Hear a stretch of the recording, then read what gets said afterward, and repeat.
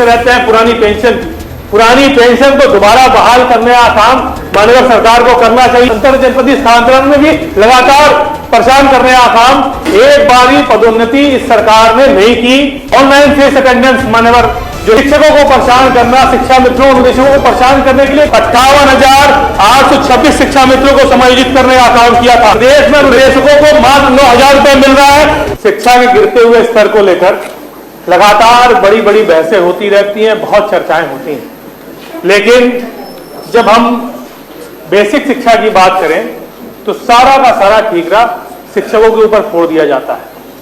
और चाहे वो शिक्षक हो, शिक्षा मित्र हो या अनुदेशक हो, तो बेसिक शिक्षा की रीढ़ की हड्डी होता है मान्यवर।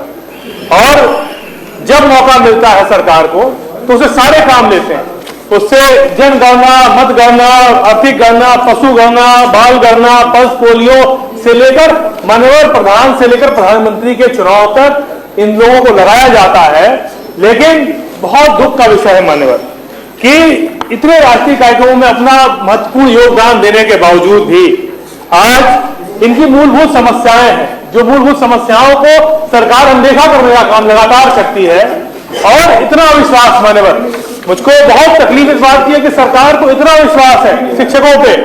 और मैं आपसे कहना चाहता हूं मान्यवर कि जो बेसिक शिक्षा विभाग के अधिकारी हैं, इतने महंगे महंगे ऐप और इतने जटिल ऐप, इतने अव्यवहारिक ऐप लेकर आते हैं और जिसमें लंबा कमीशन अधिकारियों का फिक्स रहता है, जिसकी वजह से शिक्षकों को परेशान करना, शिक्षा मित्रों अनुदेशकों को परेशान करने के लिए क्या क्या वो साजिशें करने का काम कर रहे हैं। मैं जितना पैसा इस सॉफ्टवेयर में खर्चा कर रहा है मान्यवर, उतने पैसे से फर्नीचर, लैब, कंप्यूटर, लैपटॉप की व्यवस्था कर दी गई होती तो शायद मुझे लग रहा है बेसिक के जो हमारे विद्यालय और अपग्रेड हो गए होते मान्यवर। लेकिन सरकार लगातार अव्यवहारिक, जितने व्यवहारिक ऐप है, ऑनलाइन फेस अटेंडेंस मान्यवर जो लाने की साजिश सरकार कर रही है, लगातार बच्चों को ऑनलाइन उनका अटेंडेंस की बात सरकार कर रही है। जहां सरकार आज ठीक से आज हमको और आपको मोबाइल का नेटवर्क मुहैया नहीं करा पा रही। आज लखनऊ में मान्यवर हमारे आपके मोबाइल में नेटवर्क ठीक से नहीं आता, तो हम उम्मीद कैसे करें कि गांव में बैठे किसी गांव में बैठे बच्चे को हम ऑनलाइन किस तरह से उसका फेस अटेंडेंस ले पाएंगे, किस तरह से, और जितने ऐप है, जितनी समस्याएं हैं उसका समाधान कैसे होगा मान्यवर। मैं कई बार हम शिक्षकों से मिलते हैं और उनकी बड़ी समस्याएं हैं और लगातार बच्चों की उपस्थिति को लेकर आप दोषी ठहरा दिया जाता है शिक्षकों को, अनुदेशकों को, शिक्षा मित्रों को। यह एकदम अनुचित है। और जो मिड डे मील योजना है, मिड डे मील योजना में जिसमें पूरी जिम्मेदारी प्रधान की होती है, फिर भी अंत में फंसा दिया जाता है शिक्षकों को। मैं मान्यवर कहना चाहता हूं कि 2016 के बाद एक बारी पदोन्नति इस सरकार ने नहीं की प्राथमिक विद्यालय के शिक्षकों की। और ये और साथ ही साथ कभी स्थानांतरण करने का भी जो अंतर जनपदीय स्थानांतरण है, अंतर जनपदीय और अंतर जनपदीय स्थानांतरण में भी लगातार परेशान करने का काम ये कर रही है उत्तर प्रदेश की सरकार मान्यवर। मैं आपके माध्यम से कहना चाहता हूं कि परिषदीय विद्यालयों में जीपीएफ कटौती को देखने के लिए भी कोई व्यवस्था इनकी नहीं की गई है। परिषदीय मृतक आश्रित चतुर्थ श्रेणी कर्मचारियों की पदोन्नति के संबंध में मुख्य सचिव के द्वारा भी सहमति मिलने के उपरांत भी शासनादेश अब तक निर्गत नहीं किया गया मान्यवर। 50 से कम जहां संख्या हो रही है वहां विद्यालय बंद कर दिए जा रहे हैं मान्यवर। जन जागरण का सारा काम शिक्षकों को दे दिया जाता है, सरकार अपनी जिम्मेदारी से भागते हुए विद्यालय बंद करने का काम कर रही है और उसके बाद दूसरा कोई और विकल्प नहीं बचता है। इसलिए मान्यवर मैं आपके सामने इनकी जो प्रमुख मांगे हैं वो आपके सामने कहना चाहता हूं कि सभी विद्यालयों में प्रधानाध्यापक नियुक्त होने चाहिए। प्रदेश के बहुत सारे ऐसे हजारों विद्यालय ऐसे हैं जिसमें प्रधानाध्यापक नियुक्त नहीं किए गए मान्यवर। उसमें प्रधानाध्यापक नियुक्त करने की आवश्यकता है, सरकार करने का काम करे। जितने रिक्त पद हैं उनको भरने का काम करे। अंतर जनपदीय व अंतर जनपदीय स्थानांतरण फिर से शुरू हो। Half CL, 31 CL, second Saturday leave कर्मचारियों की भांति इनको भी मिलना चाहिए मान्यवर। और साथ ही साथ मैं कहना चाहता हूं सभी विद्यालयों में शिक्षा हेतु चतुर्थ श्रेणी कर्मचारी की व्यवस्था होनी चाहिए। और जो महत्वपूर्ण विषय एक है जो बहुत लगातार हम देख रहे हैं कि जो शिक्षक मांग करते रहते हैं पुरानी पेंशन को दोबारा बहाल करने का काम माननीय सरकार को करना चाहिए, जिससे जो शिक्षक हैं हमारे प्राथमिक विभाग के उनका उत्साहवर्धन हो और वो अपने भविष्य के प्रति चिंतित रहते हैं, जो अपने भविष्य को लेकर परेशान रहते हैं, उनकी परेशानी का कहीं ना कहीं हल निकलने का काम होगा जब ये पुरानी पेंशन बहाल सरकार करेगी।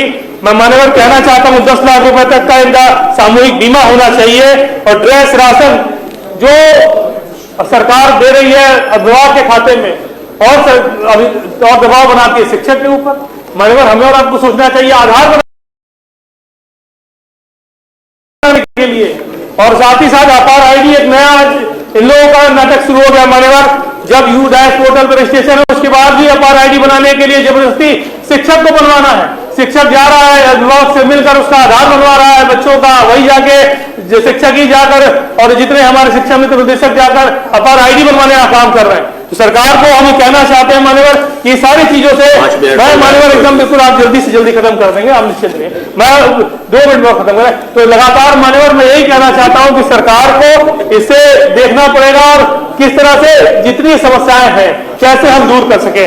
मान्यवर हम शिक्षा मित्रों की बात करना चाहते हैं कि सन 1999 में जब भारतीय जनता पार्टी की सरकार प्रदेश में भी थी और देश में भी थी, उस समय शिक्षा मित्रों के, क्योंकि जब जितने हमारे गरीब मजदूर किसान के बच्चे ग्रामीण विद्यालयों में पढ़ते थे तो विद्यालयों को बंद करने का काम सरकार ने किया, क्योंकि शिक्षक को देने के लिए पैसा सरकार के पास नहीं था।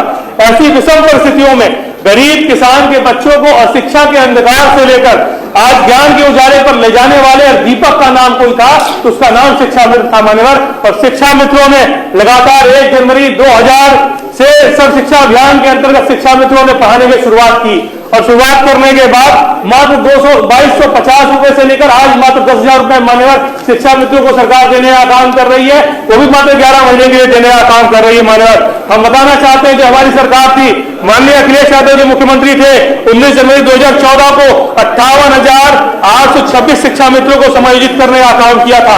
8 अप्रैल 2015 को 91,104 शिक्षा मित्रों को समायोजित करने का काम किया था।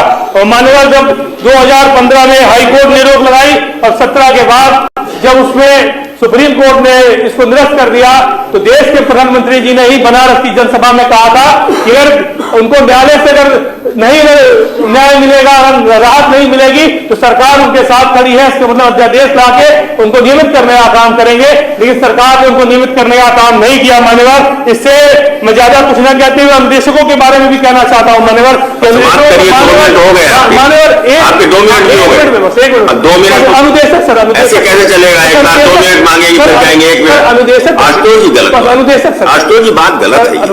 नहीं, मैं बस इतना ही कहना चाहता हूँ मान्यवर, प्रदेश में अनुदेशकों को मात्र 9,000 रुपए मिल रहा है। आज की जो स्थिति है शिक्षा मित्र अनुदेशकों का हाल यह है कि मनरेगा से कम पैसे में आज शिक्षा मित्र अनुदेशक कार्य करने के लिए मजबूर है। इतनी महंगाई में मान्यवर अगर किसी अनुदेशक के परिवार में या शिक्षा मित्र के परिवार में कोई बीमार हो जाएगा तो इलाज कराने के लिए उसको जमीन मकान अपना बेचना पड़ेगा मान्यवर। इसलिए आपके माध्यम से हम कहना चाहते हैं सदन से कि ये बहुत महत्वपूर्ण विषय है, इस पर सदन की कार्रवाई रोककर चर्चा कराई जाने की मैं मांग करता हूँ। दूसरे